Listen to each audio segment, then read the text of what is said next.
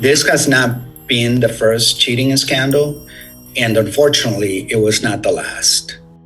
Welcome to Climate Curious on Crime, a 4-part miniseries examining the psychology behind some of the world's most successful climate crime takedowns. I'm Maryam Pasha. And I'm Ben Hurst. And to take us through some of the biggest success stories in the fight against green crime is our special guest co-host, criminal psychologist Dr. Julia Shaw. Hello.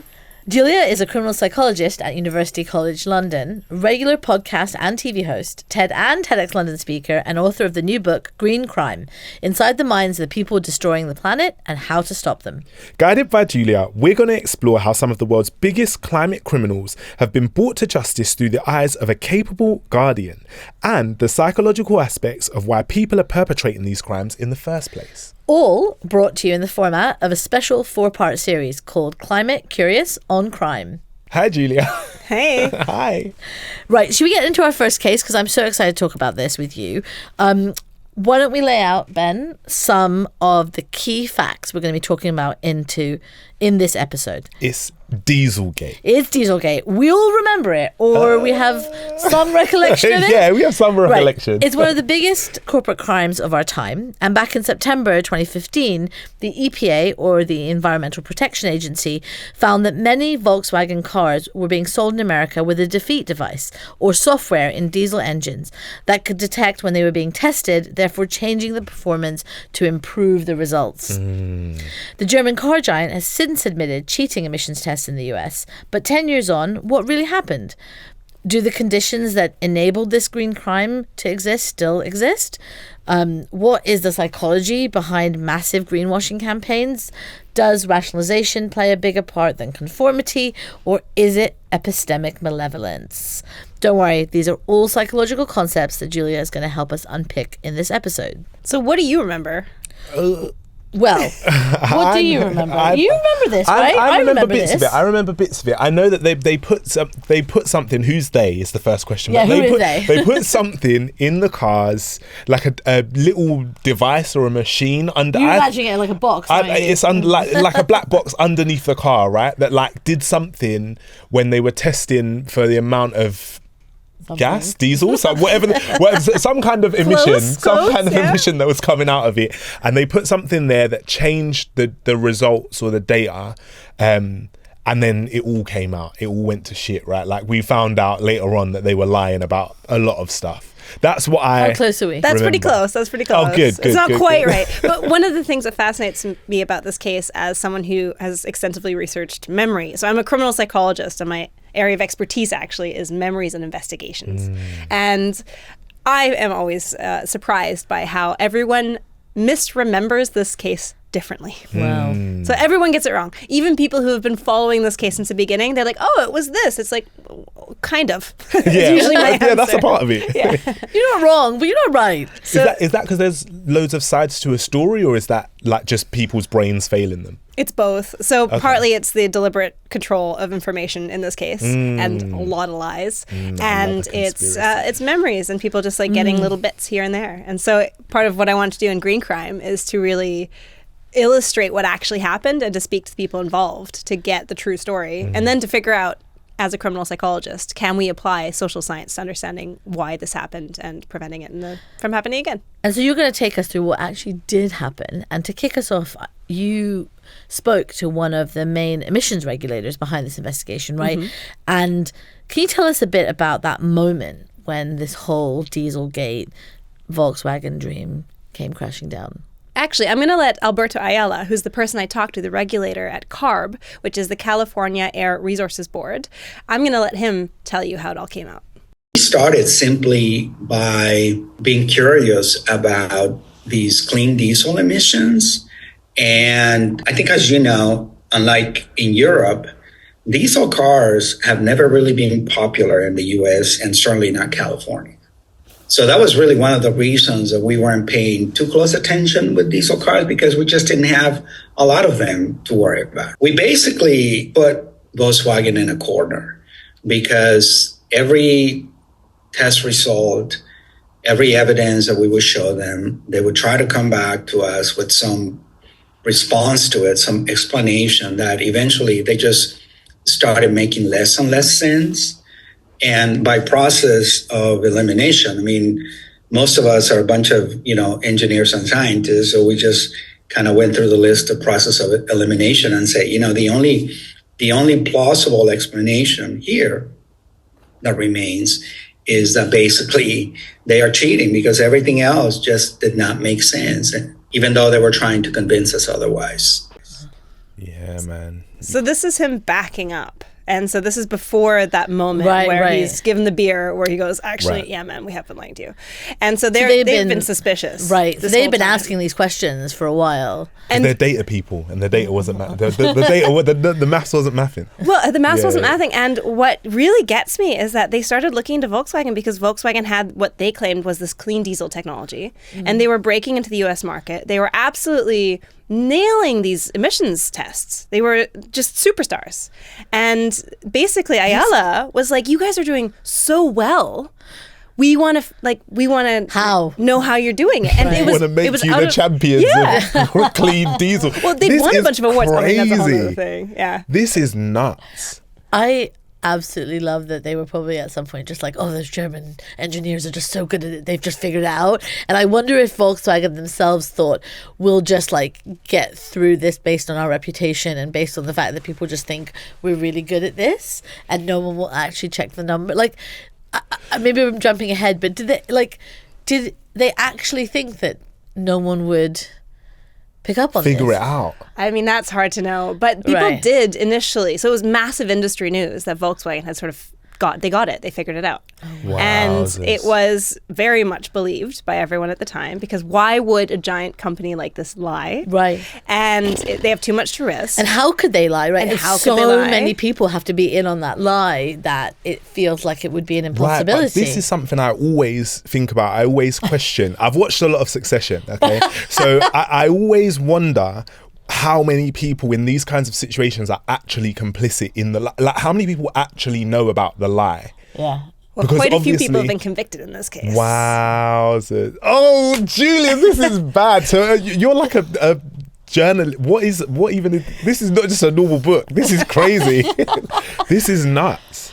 Yeah. So lots of people knew. Also because internally they were looking at the data and they were looking at what they were putting into these cars. And by they, I mean the engineers specifically. Right. And they knew that it didn't make any sense. Like they knew this was basically impossible. And then there was the software engineers who were, because it's code that they hid in the cars, which basically makes it run more fuel efficiently when it recognizes that it's being tested, as in the cars. But how can it recognize it's being, I'm so sorry. How can it recognize it's being tested? Because they have specific roads. So there was a specific path that the cars were put on, this like car treadmill that they're put onto to be tested. And then you stick a thing on the exhaust pipe to see what the emissions that are being output measure at. And then you test for things like nitrous oxides, NOx, which is one of the, we'll get back to those. And diesel was specifically bad at NOx. And so they were expecting them to fail because lots of other passenger diesel cars had failed these NOx tests. And so what they did is they programmed in this piece of code that would recognize the specific steering and speed of the known route. And it would switch into the slow emissions mode, which made the car run in a way that is like less fun to drive. And possibly it reduces the lifespan of the car, but it makes it pass the test. Okay. And so they were able to, without actually putting anything physically into the car. So this took me ages to figure out. Right. Because I was assuming it was like they put the thing in the little piece of tech, like nanobytes or something, in a flipping engine, like a tank. Yeah. The petrol tank or something. Yeah. There's two things I'm baffled by here. One is, did they never just think we should test this on a different road? Good question. Question. Well, they do now. Okay. So they're on-road tests. Yeah. So for a long time, there wasn't a standard practice of doing real-world on-road tests where you actually drive around a highway and various other roads and stick a thing to it. They only did them in the lab because they could control the settings completely. Right. And they could also compare then for that specific route in that specific speed and that specific temperature and everything, Which makes sense, but you imagine, okay, well, I'm glad they do it now, because you imagine that you should also just test it on the road, especially if you're getting weird readings that you're like, these guys have done something no one else does, let's check out. My other question then is... Well, it wasn't scientifically impossible. It wasn't scientifically Well, this is my question, is what you're telling me is that there was a mode the car could run in that did have lower emissions. Yes. And this also took, so for ages I thought, also because the reports on this are all over the place, because Volkswagen continued to lie after it came out. And so obviously. You never tell the truth when you get caught in a lie. That's lying 101. Like, you've got to keep going for at least this another podcast is month actually about how to get away with yeah, stuff, how right? to be a liar. Yeah. Maybe don't get to do it for this long, though, because then you might pay billions in penalties. But in this case, yeah, they kept lying and they kept obfuscating and they kept being like stalling on information. And so journalists didn't know what was going on, so they were misreporting. The company themselves were misreporting. The coverage of it was all over the place. And it took me ages. And so, I also expected there to be an actual physical, sort of mechanical thing. Nope. Yeah. It was literally just that the temperature and other things in the car could have been made in a way that it would just run fuel efficiently, but it would have cost a little bit more money. So they had actually figured it out, and they just decided. So they save some money. This is like real evil scientist, pinky in the brain type of stuff, isn't it? This is like, so basically, people, if they just use their brains, can resolve the issues, but instead have decided to just make more money. Yeah, make more money. The reason why? Like, what the heck is going on here? Why would you do it? Yeah, this, when I was speaking with Ayala, was the thing that infuriated me the most, in addition to the lies, was that you could have just done it properly. And he fixed the climate. Yeah, or not had these NOx emissions. And so here's a clip of Ayala explaining this to me. We had ample evidence and about a decade and a half of technology development how to do clean diesel, right? It was just, all you had to do is make it in a small version to adapt it to a car. But we knew how to do it on big engines.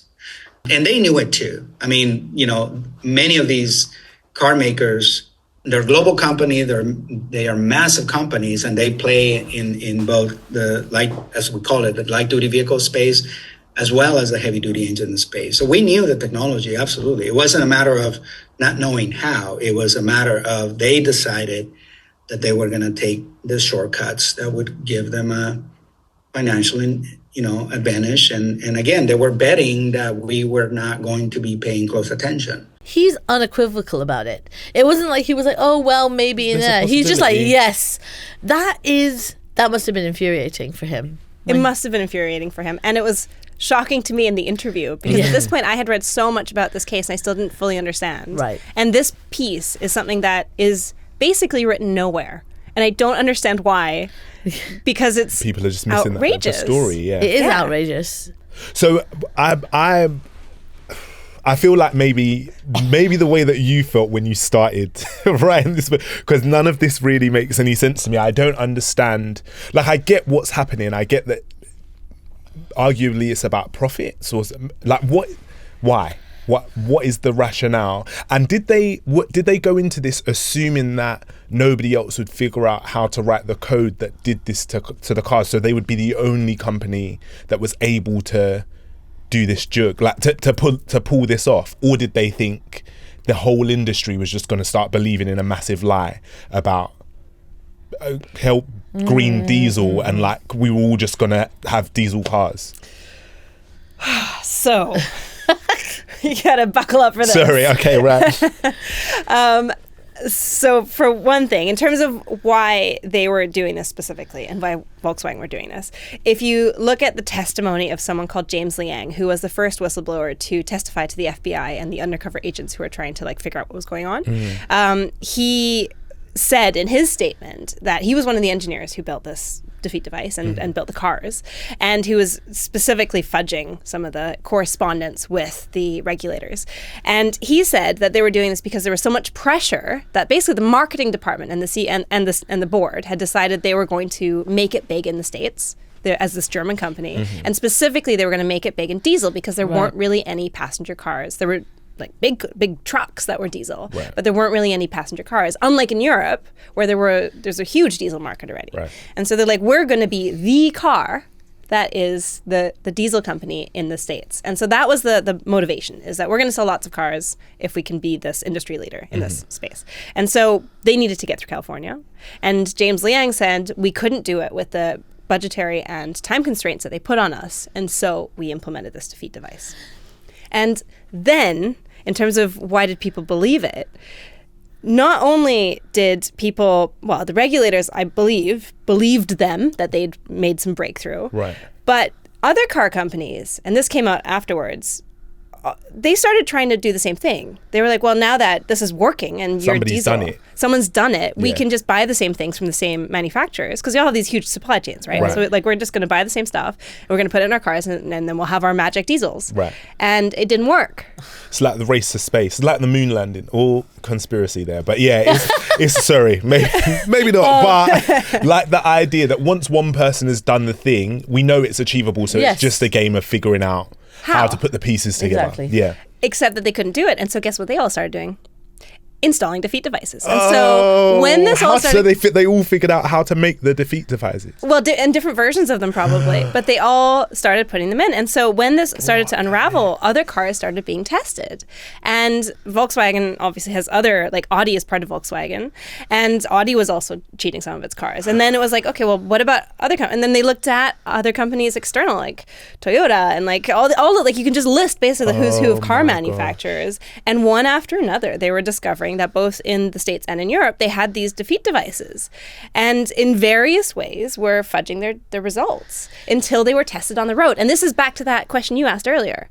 Why weren't they testing them on the road?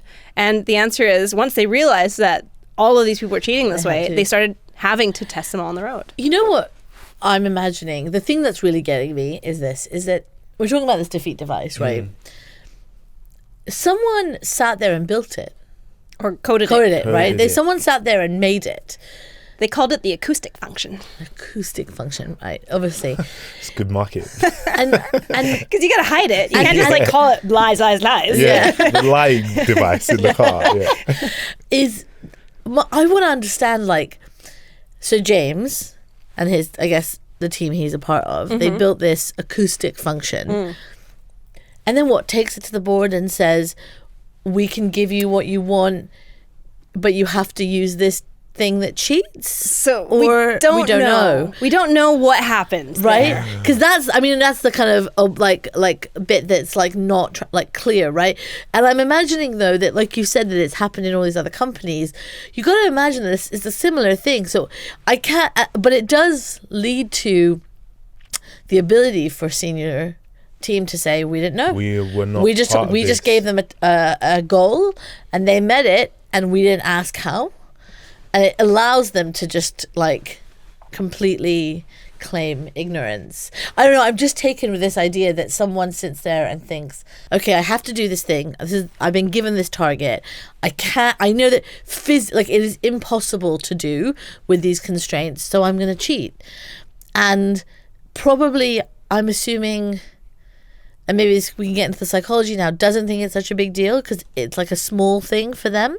It's just one, like it's like piece a one code, small cheat, right? To just to meet that target that they've been given that's unreasonable from their bosses, but then it turns into this massive thing. And what I find curious is that other companies had, like, people had the same thought process in other companies, or did all the engineers just get together and say, don't tell anyone, but this is how we did it, that's how you can do it? It's like cheating in like a maths mock exam. Like, is it that everybody just does it because we're all just doing it? You said this idea that, like, once we figure out how everyone, like, once the science has been discovered, everyone can kind of come to the same discovery.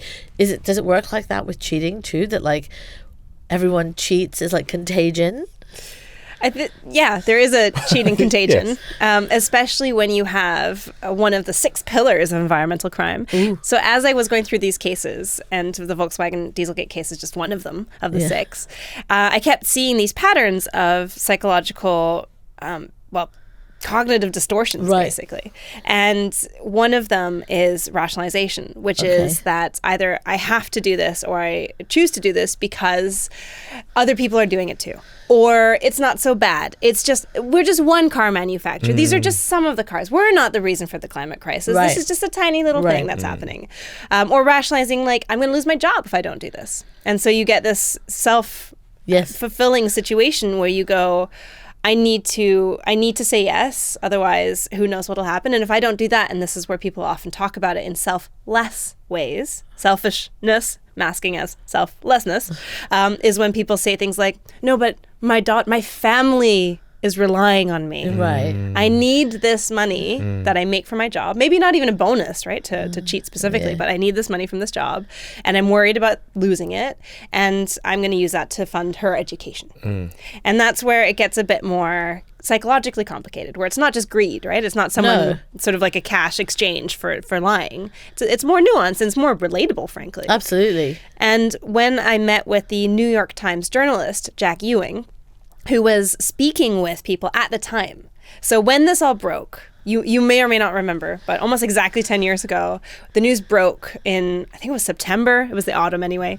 And it was all over the place. And suddenly it was like this huge situation, and Volkswagen was cheating, and this, automotive darling who's been running this we'll get to the greenwashing campaign, but who is running this whole campaign that their cars are so sustainable, specifically targeting eco-conscious buyers.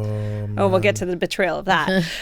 But they exploded, and then they very quickly, the CEO said, "We apologize," although it was sort of a non-apology. If you read back, you're like, "We're apologies." Like it's almost like we apologize. You feel this way. That's how it felt to me, at least. We're sorry that you perceive it that. And we'll make sure we deal with this and give it the utmost care. And but what was going on psychologically is that lots of people suddenly wanted to come forward, and obviously journalists were like, "We want to get the scoop." And so Jack Ewing was writing specifically about diesel cars for ages, including in Germany for years.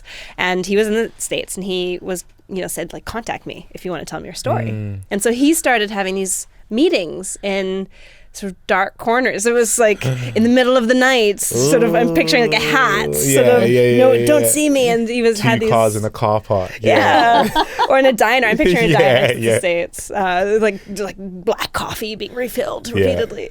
And these people are spilling some of the details of what is actually going on. And they all want to remain anonymous because they don't want to be fired or have consequences legally as well. And he's saying that all he's trying to do is figure out what happened, what did they actually cheat on? Because at this point they have no idea. They just know the emissions don't make sense. And who was it? And all he's getting instead is these people coming up to him and giving him a little bit of the what happened. But mostly, he said, people sat there trying to convince me that they are good people. They weren't part of it. Not that they weren't part of it, but they did it for good reasons. Right, they did it for good reasons. This was something I wanted to ask you, is like, without deviating too much, what is the psychology of a whistleblower?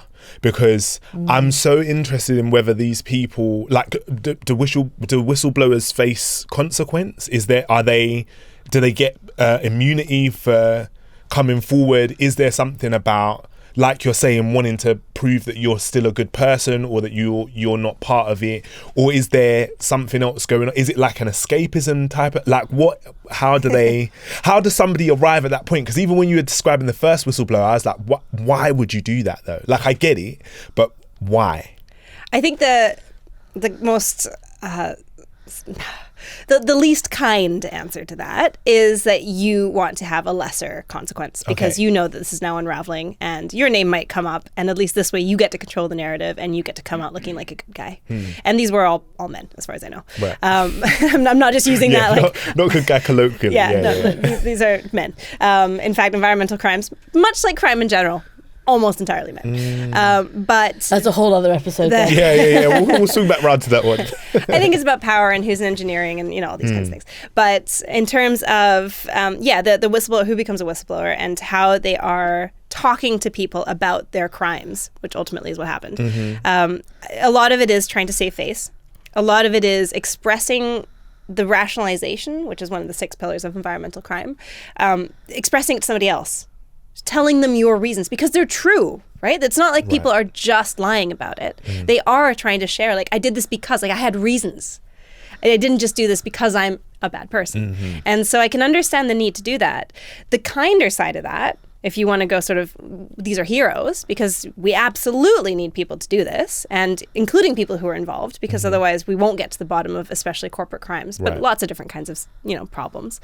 And in those situations, sometimes you also have someone who just says, this is wrong, and I actually want this to be investigated, and I need this to stop. And either I was involved from the beginning or from some later point, but I think that's the more kind of like, I actually feel guilty about this. And it's not just that I want the legal consequences for myself to be less. I imagine this idea of, if I was in a situation like that, of feeling like, on one hand, it's gotten out of control.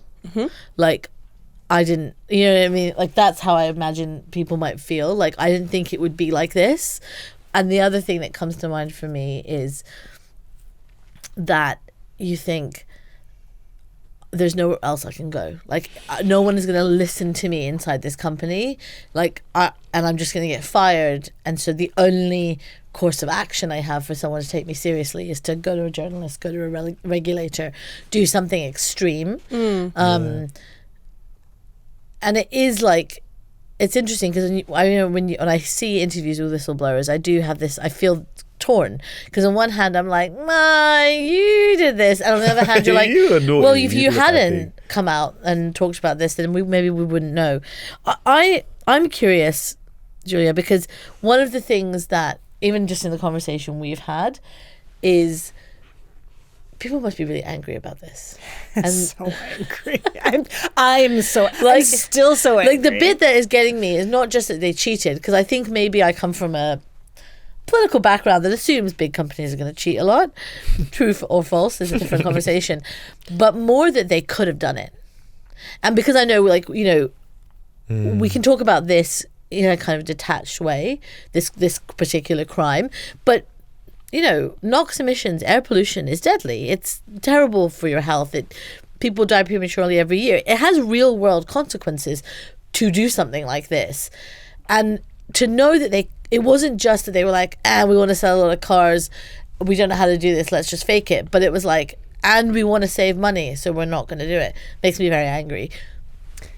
I want to know a little bit about this. Why am I feeling angry? So that feeling is called eco-anger, and it's one of the so-called functional emotions and functional psychological reactions to news like this, and in general, news around the climate crisis, where you have people saying, why are people doing this? Especially and I think sometimes the idea still is that people do this because they don't really know. They don't really understand. Yeah. It's just complicated science. Like, they're just doing stuff. It's like, these are diesel emissions scientists. Yeah. Like, this isn't their job. These are literally the people who know everything about this and know exactly that this is a super pollutant, that it has consequences for asthma, that it's life shortening, that it specifically is bad for cities, that it creates, low level. They know more than anyone how bad it is. They know more than anyone, which is also why a lot of them are specifically trying to reduce these emissions. Like, this is the other thing you need to say, that a lot of people working in diesel emissions that is their job, is to try and both make their cars better and more efficient, to make them leaner, as you often talk about in business, but also to make them less polluting, because we know that these climate targets keep changing and they keep getting more stringent. And so these are the people who know everything about it, and yet they're doing it anyway. And so that anger is entirely justified. And there's been research on eco-anger and related psychological phenomena called eco-anxiety. I also really like eco-grief. Eco-grief is a really big one, which is when you mourn the loss of an environmental system, or like good air would be another one. And so it also comes up in, for example, the BP Deepwater Horizon oil spill.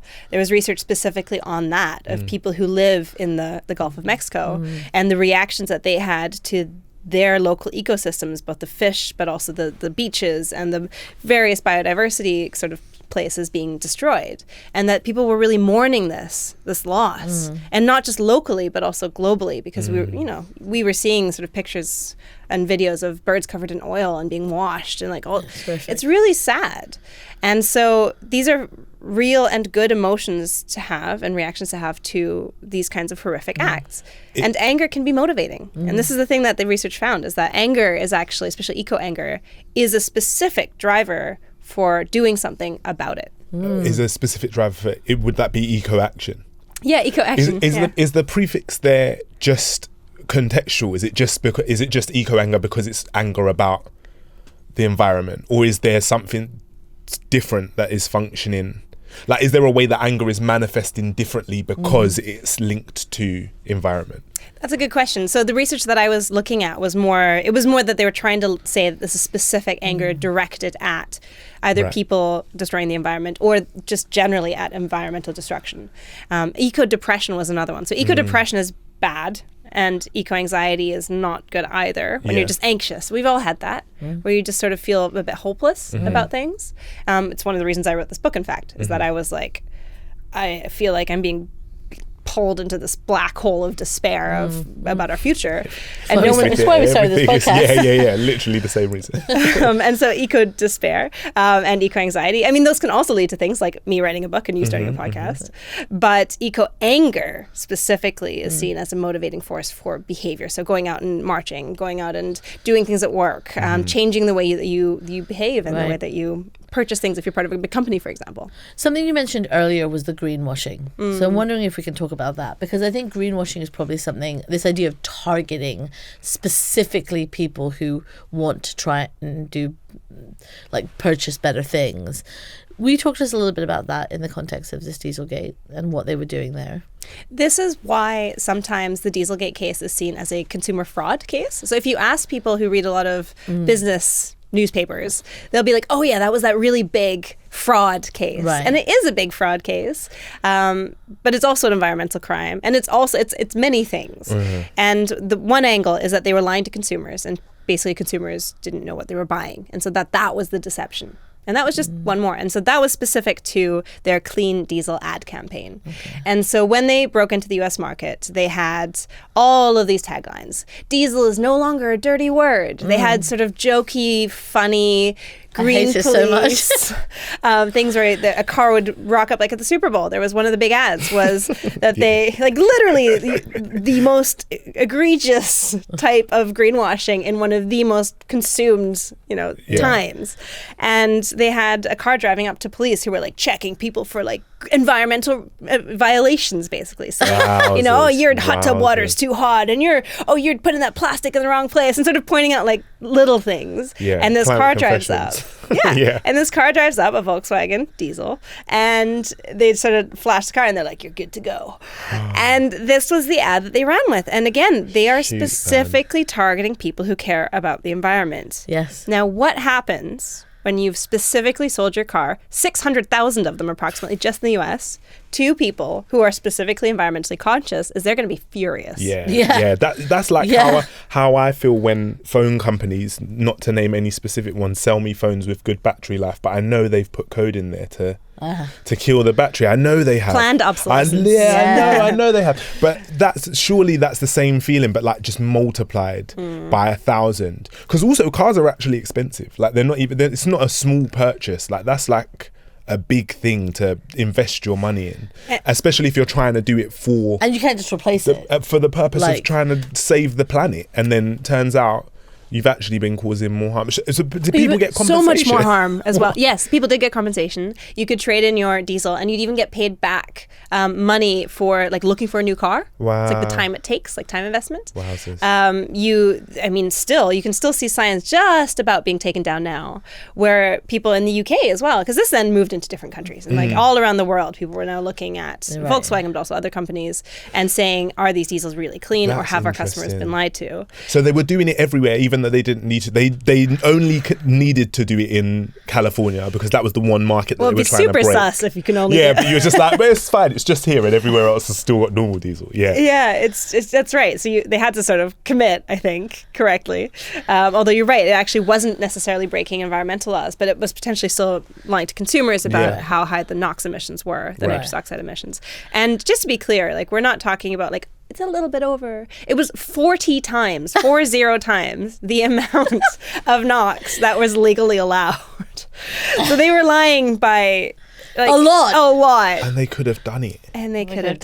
Yeah. Oh, no. So the greenwashing and the psychology of greenwashing is interesting because if you look at research on the effect it has, not only does it trigger things like anger, but also for people within an organization. So the thing that kept running through my head is, what about people who worked at Volkswagen who didn't know? Yeah. All of the people who sold the cars yes, at the dealerships. It's unlikely they would have known that there's a defeat device in these cars. I'd be taking them down as well, to be honest. Well, but they don't know. They're unwitting accomplices, right? Yeah. And so I felt sorry for them as well. And if you look at it's research on companies where greenwashing is discovered, it leads to an increased desire to want to quit. It leads to disillusionment. It leads to all kinds of negative outcomes internally as well as externally. It feels like a lot of fucking bad shit just to save a bit of money. Like, you know what I mean? Like, and you didn't even save any money in the end. In the end. Because you got caught. They got caught and they had to pay billions and billions of dollars. Yeah, and they're still settling things. Do you know in regards to the figures, like how much money they would have been saving if it had worked? Like how much money they would have made had it all gone to plan, or while it was all going to plan? I don't know the answer to that. I do know that I think the number is smaller than you'd think. So I tried to get something like this out of Ayala, and he's just like, it's sort of speculation. right. But I don't think we're remember, cars cost what, like 20 to 40 grand? We're talking like these aren't like super luxury cars. These are normal cars. The Volkswagen's cars are expensive. Yeah, just to say. I believe that. They are, but they're not like luxury they're not cars. like I mean, luxury some cars. of them were luxury cars in fairness. Some of them were Audis that also had these defeat devices. But the main ones that they were like Jettas and like Golfs. Like these are the standard issue cars. And I think we're talking like hundreds rather than thousands. Oh wow. But again, I don't know the answer to that. But it is, I think, less than you'd expect. So maybe not even worth it. Oh, it definitely wasn't worth it in the end. Oh my gosh. But I think you're right, Maryam, that also this idea that you get trapped in that lie is you've now lied, and you both were talking about this, where it's you lie and then you lie some more, and then at the end you're just like, wait, actually I didn't mean for this to go on this long, or maybe even I thought we'd stop and fix it at some point, but like then we just did this to get past, get and then in the meantime we'd figure it out. Yeah, I'm sure. What is epistemic malevolence? Can you explain that to us as part of this? Epistemic malevolence. There's some research done specifically on Volkswagen and a number of other corporates who were lying about their products. And one of the things that the researchers were looking at is how were they, if you will, being evil. Excellent. Let's get into it. So epistemic malevolence is when your organization or something as a system, so epistemic is the system, or like fundamental to you, is malevolent, so it's intentionally harmful to others. And so the way in which these researchers found that Volkswagen and others were epistemically malevolent, I like this word, it's a good functional word, is that they were controlling the flow of information. And so that's something that's often done by organizations that are lying. And now the easiest version of that is they're just lying to you. But they were also controlling, and this is something I actually didn't end up putting in the book because it took me too far out of the story, is that if you look at some of the research that was published in academic journals as well, that was funded by some of the same consortiums, the same Volkswagen and related, and Volkswagen and friends. And co, It's super sus. Yeah. And it's all downplaying the harm of NOx. It's all downplaying the sort of the goodness, the success of limiting environmental regulations in cities. Basically saying that actually, like, you put in these regulations, but like the air quality is not any better. I was reading one of those articles, and I was like, it's not any better because you're lying. Because you literally are putting 40 times the amount that you're telling people that you're putting in. I was like, what is this? But if you trace, just like, you can literally just like Google Scholar the name of the company and the institutes that are funded by Volkswagen, and you can find them. And there was these famous monkey experiments, which I also didn't get into because it was a bit complicated as well, but where monkeys were being given emissions from diesel cars to show that these monkeys were breathing in air that was fine. They were later killed, and then their lungs were examined to see whether or not there'd been any damage from the exhaust. And the car that was linked up to the monkeys was a hacked car, and so it wasn't even putting out the diesel emissions, right? So it's like emissions that aren't even real. Right. And so they're like, the monkeys didn't suffer any consequences. It's like, yeah, because they had a defeat device in the car. Yeah. And now you've killed these monkeys for this nonsense science. Yeah. So like, there's all of this really... This stuff really gets me because we rightly I think, put an emphasis into research. But the thing that I think most people don't know how to do, don't have the time to do, is to look at where the research is funding. And this is across the board on so many different things. Because you can make things say what you want them to say by asking the right questions, by admitting, or by just flat out lying. Yeah. And just giving a car that is hacked to and some not researchers. checking where this research is coming from, and then having journalists just pick it up. I think you're seeing this. Well, you're seeing this a lot right now, and being funded by the oil and gas industry, right? Oh, always. And this is actually the thing I think that the lesson I take away from this, and then I want to talk about what did people take away from this, but is that fossil fuels are bad. Like I don't know if this makes sense, but it's like you can't cheat your way around continuing to use fossil fuels. Yeah. You can't design your way around it. You can't smart your way around it. Like, in the end of the day, you are burning something near human people, and it is going to emit things, and it's going to be bad for you and the planet, and it's just not good. Like, I just think that this is the thing of, like, why I find it really interesting when you're agreeing on the consumer side, when you're a green consumer and you're like, okay, well, and I guess 10 years ago we didn't have EVs really at the way that we have them now. So I get it. We maybe only had hybrids. But it is like, at some point you've just got to step back and go, I can't make a green. None of these choices are actually good for the climate or the environment. And be honest with yourself, because fossil fuels are never going to be the answer. But this is where epistemic malevolence is such a problem, is that if you've got what are called the hostile architects of choice, so people who are controlling the information and they are giving you information to work with and data to work with that is false, and they're doing it to convince you to buy something or to do something. That's the choice architecture, is the term in behavioral economics. Yeah. What the problem is that you can't make good decisions if you don't have the data. And I think the important thing, actually the reason I brought up the Volkswagen funded or indirectly funded science experiments, actually the monkey experiment, if you look it up, I think Angela Merkel was apologizing for it and made a statement about it, just on behalf of Germans almost. But just to be clear, also, thank you.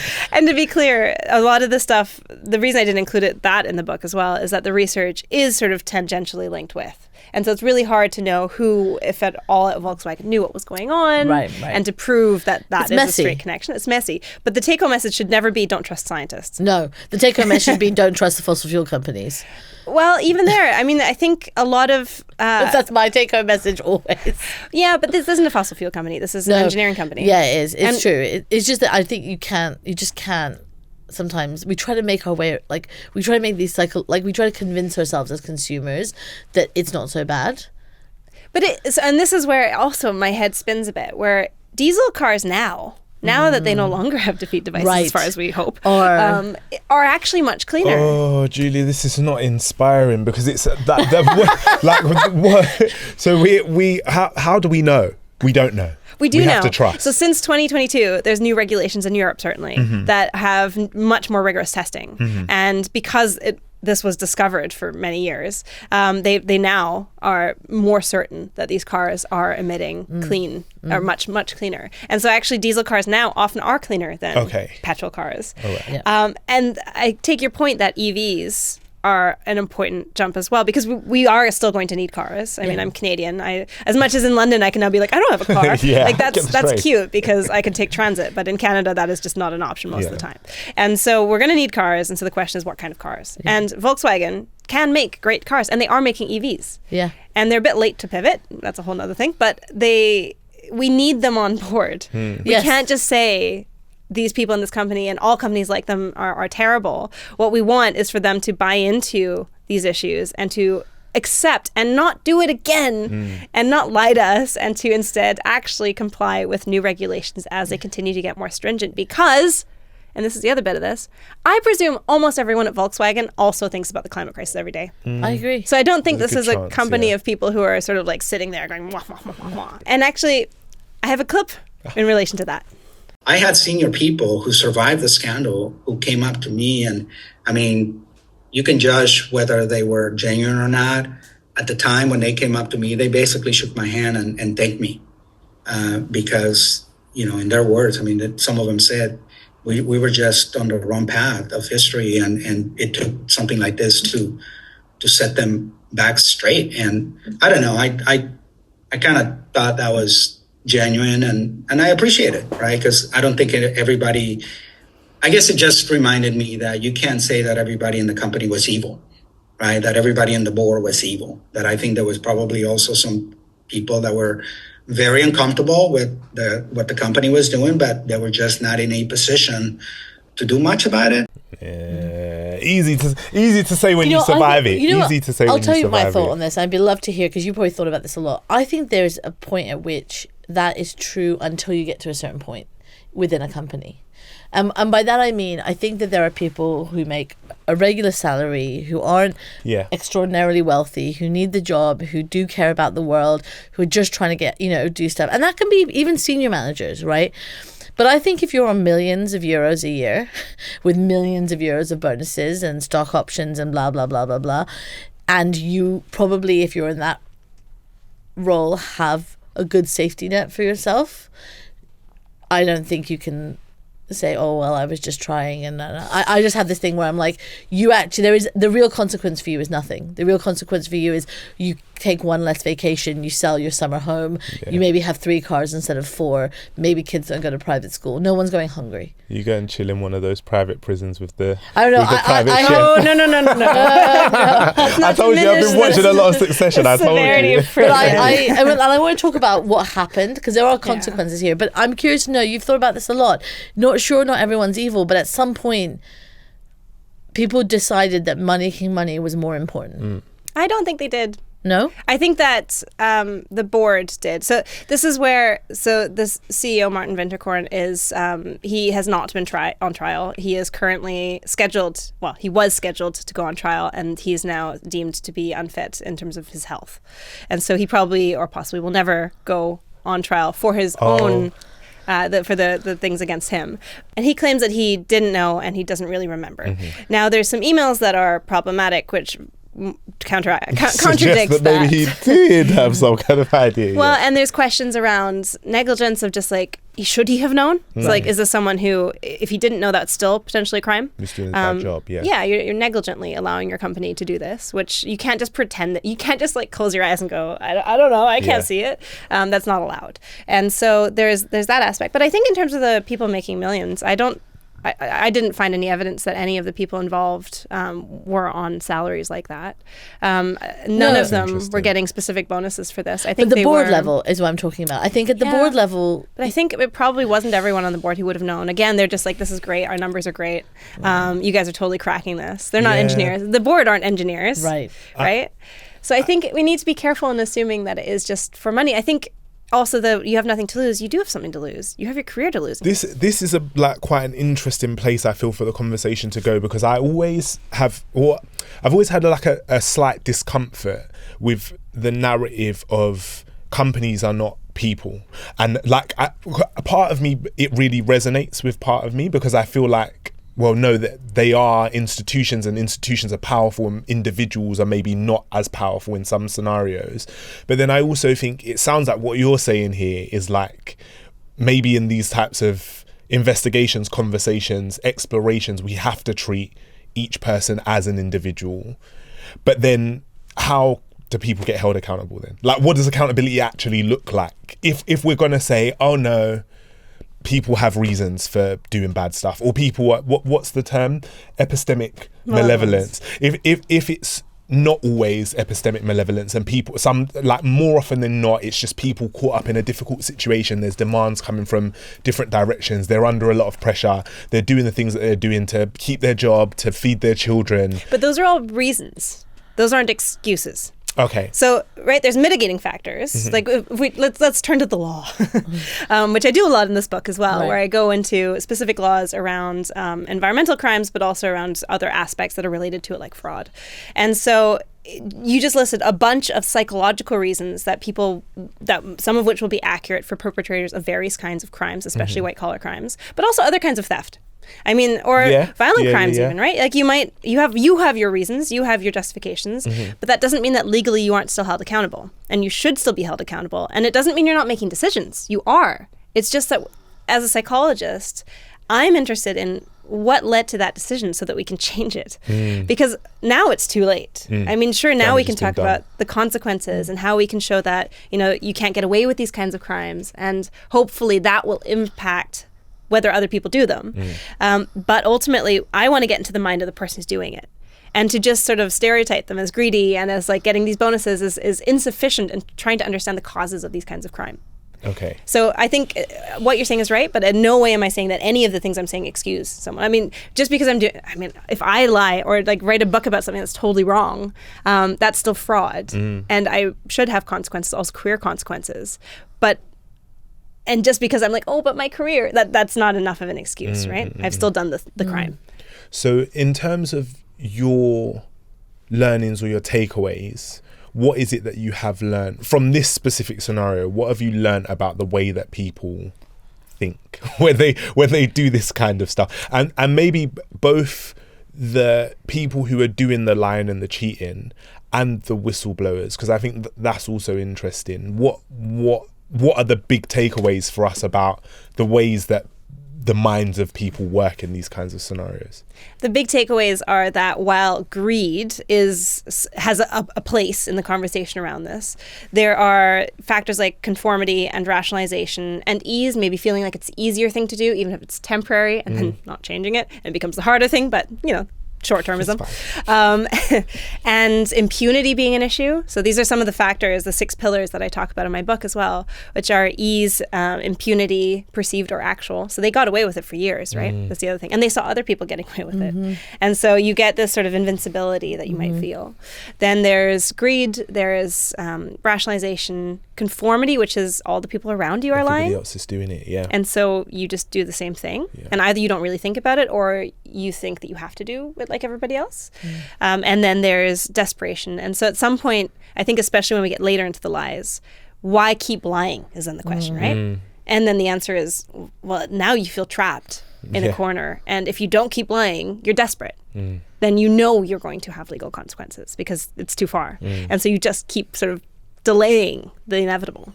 So for me, the 6 pillars were really clear in how they manifested in this case. But the main thing I found was that I think a lot of environmental crime in corporations happens because people are cowards. I think people understand what's going on. I mean, for a crime, you need to understand that there is a crime, right? You can't just be completely, I didn't know anything. And I think I know we need whistleblowing avenues that are real. People need to be able to talk to not just their managers, but people above them, ideally, to report things. And we absolutely need regulators because you need people from the outside to come in and go, what is going on here? Because it's really easy to slide into complacency and to almost, because of the people around you and because of the nature of your organization, just keep destroying the planet. And that doesn't have to be the case. Here's Ayala again. If all you do is write the best policy, the best regulation, and nothing else, that's only worth the paper that it was written on. What really matters is to have a clear compliance and enforcement framework, right? And this gets back to the differences between us and Europe, for example. I mean, most of the work is really enforcement and compliance. And I think if you want to ensure that somebody sells you a product, then you can apply this to anything, right? I mean, I gave you the example of clean water, but I mean, clean air or, food that is not going to kill you, right? I mean, we see that all the time. You want a cell phone that is not going to explode. I mean, when you think about the conveniences of modern life, regulations are simply the guardrails to ensure that you as a consumer are getting what you pay for, and that as a consumer, you are not going to be subject to outsized damage that can come from those products that you're buying. I want to talk a little bit about, what happened, right? Because we've alluded to it a few times, but after that whistleblowing moment, what happened to people? Like, I think there is a part of me that's like, yeah, there have to be consequences. Like, you know, it's the ethnic parent in you. Yeah. Yeah, it is. It's I feel it as well. Like there's a feeling of like there should be some kind of consequence. I just think, there like, needs to be something. like, you know, punishment. But and I think I feel that way because, you know, of the work, some of the work that I do, I get to like hear about the consequences of things like air pollution. You know, we all as Londoners have heard about the consequences of air pollution. Although London's the best air that we've ever had. Yes, it does, because we've had some pretty hard things been done. We'll talk about that. Some great regulations that have really cleaned up our air. Yeah, Anyway. that sounds like maybe there's also some coding going on. But no, yeah. But like, this is going to make me super cynical. This is not good for my It's giving brain health. conspiracy over here. but you know, Conspiracy corner. you hear about, like, you know, in California specifically, right? Fun fact, the Volkswagen case is in fact called a conspiracy because there's so many people together plotting to. Oh, you'd love this. Right, You're happy. It's not a conspiracy. I like that. I avoided the word because I didn't want to like go into theory, what it now is. conspiracy theory, Legally, actual it's a conspiracy, conspiracy. Yeah. Tell us about what happened. About what happened in terms of the consequences. Yes. It's a question that I have throughout the book is what do we want to do with environmental criminals when we catch them? Yeah. What would you want to do? Oh. So I personally, okay, this is what I would have done. I know. I would have nationalized Volkswagen, first of all. Which nation? Germany. Okay. I would have nationalized it. I would have kicked out the entire board. I would have made it so that they were not able to sit on another board of a company again. Yeah.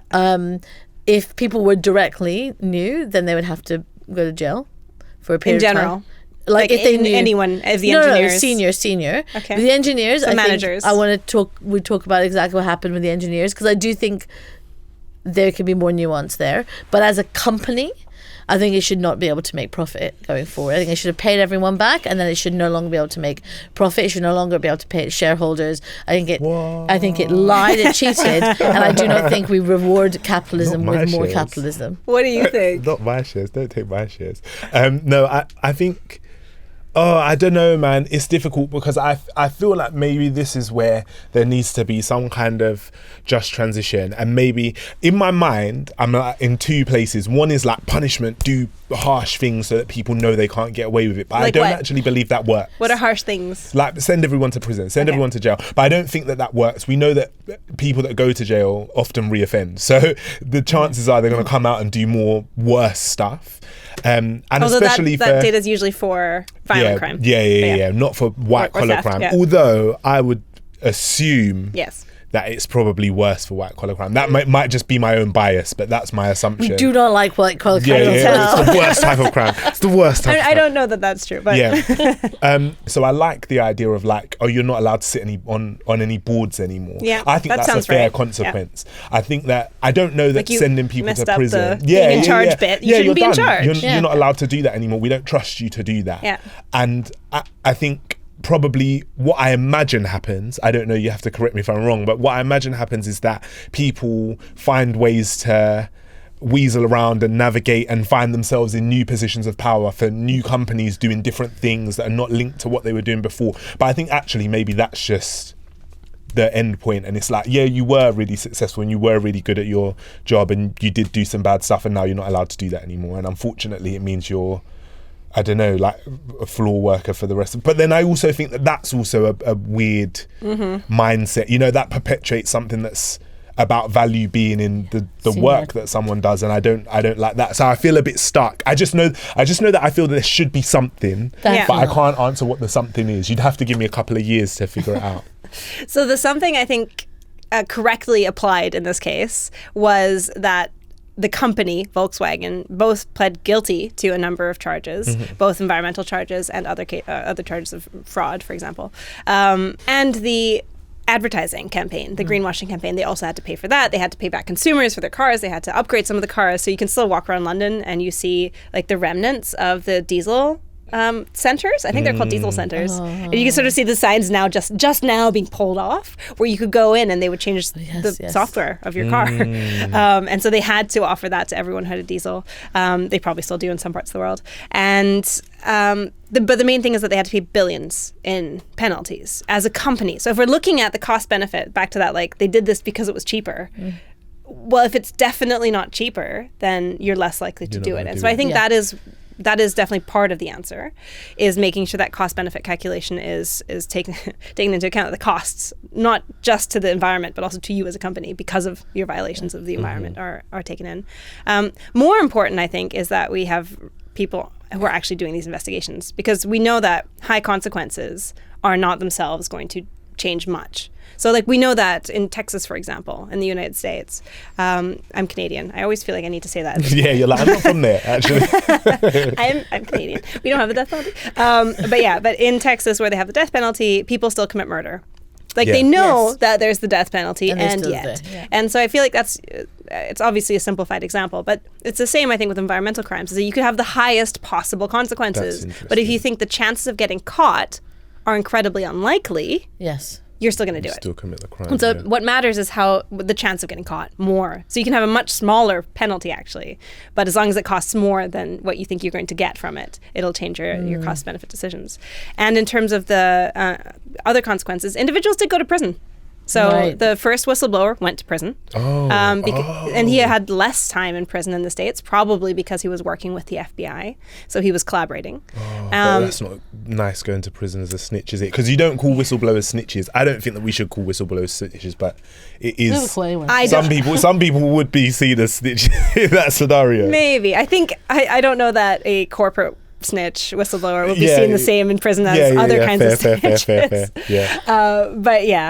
Maybe the white collar prison. Maybe. Which is probably going to be a low security prison. One of the environmental lawyers I spoke to for this book, she was working in the US, and she said that we need to put some of these people in prison because they don't take that into account right now, that there's going to be personal responsibility in that way.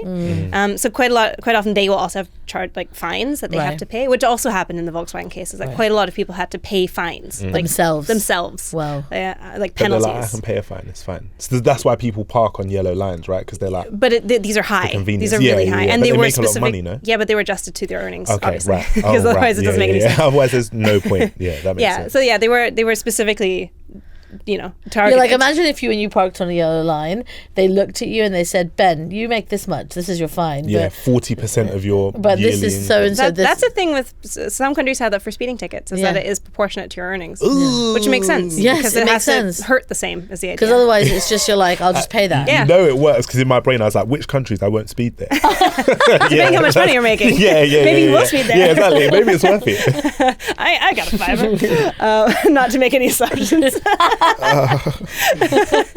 But maybe for me, at least, some countries might be like, I can still afford that even if I don't make much money. But anyway, they put people in prison, and she was saying that we need prisons, and I like the symbolism.